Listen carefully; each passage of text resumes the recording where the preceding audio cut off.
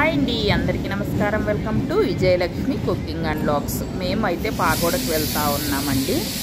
దూపూరు వరకు ట్రైన్లో అయితే వెళ్ళి అక్కడి నుంచి బస్సులో అయితే వెళ్తామన్నమాట. అక్కడి నుంచి ట్రైన్ లేవు. రూమ్ అయితే ఇలా ఉంది, 3 బెడ్లు అన్నమాట.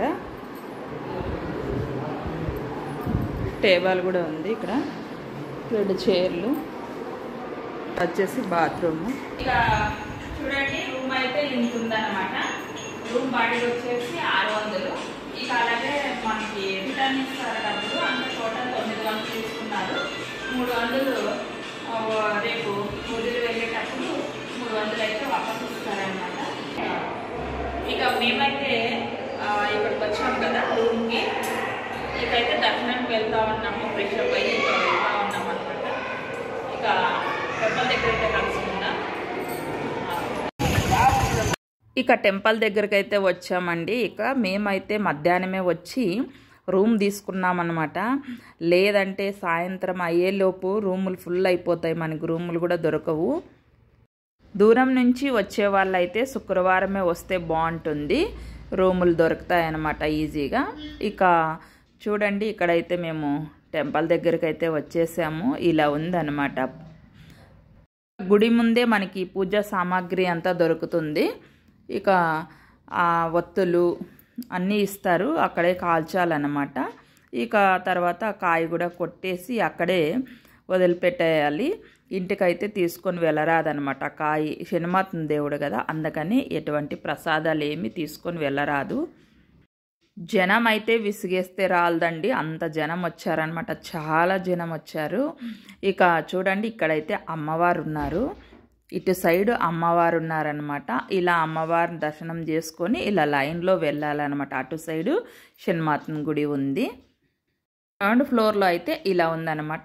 ఇది వచ్చేసి 1st ఫ్లోర్లో మనకి పూజ అయితే చేస్తారు. అది రేపటి వీడియోలో అయితే చూపిస్తాను, సండే చూపిస్తానమాట. ఇది శనివారం తీసిన వీడియో.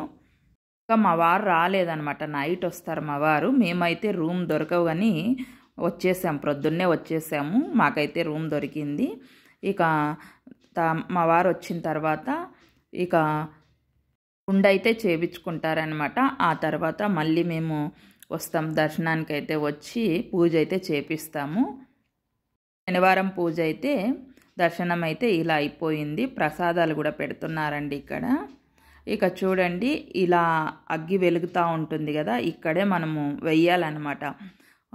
వాళ్ళు నల్ల వత్తులు అవన్నీ ఇచ్చింటారు పూజా సామాగ్రిలో.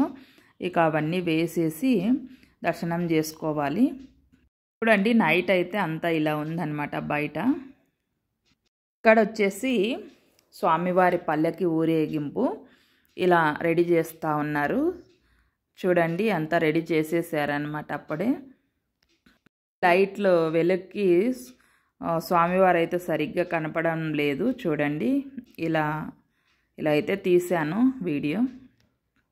టెంపుల్కి వచ్చేసి చాలా కష్టాల్లో ఉండేవాళ్ళు, ఏలినాటి శని ఉండేవాళ్ళు చాలామంది, అంటే చాలామంది వస్తూ ఉంటారు. భక్తులు అయితే తరలి వస్తూ ఉంటారు. ఇక్కడైతే ఎప్పుడూ పూజలు ఉంటాయన్నమాట. ఇలా శ్రావణాల్లో కార్తీక మాసంలో అయితే ఇలా స్పెషల్గా జనం అయితే వచ్చి ఇలా పూజలు అయితే ఉంటాయన్నమాట ఎక్కువగా. ఇక మామూలు వీడప్పుడు అయితే శనివారం బాగా చేస్తారు. అయితే ప్రతిరోజు ఉంటాయన్నమాట. మనం ఎప్పుడైనా వచ్చి దర్శనం చేసుకోవచ్చు. మనము పూజ అనేది చేపియచ్చు అన్నమాట. స్పెషల్ పూజ అనేది. స్పెషల్ పూజకి అయితే ఒక ఇద్దరికి కలిసి 100 రూపాయలు అయితే తీసుకుంటారు. ఒక్కరే వెళ్ళినా కూడా 100 రూపాయలు తీసుకుంటారనమాట. స్పెషల్ పూజ అయితే చాలా బాగా చేస్తారండి. మన గోత్రము అవన్నీ అడిగి అంతా కూర్చోబెట్టి బాగా చేస్తారనమాట. ఇక్కడైతే మేము భోజనానికి అయితే వచ్చాము. నైట్ చూడండి, ఇలా భోజనాలు అయితే ఉంటాయి. 3 రోజులు ఉంటాయి అన్నమాట. శుక్రవారము, శనివారము, ఆదివారము ఉంటాయన్నమాట భోజనాలు అయితే.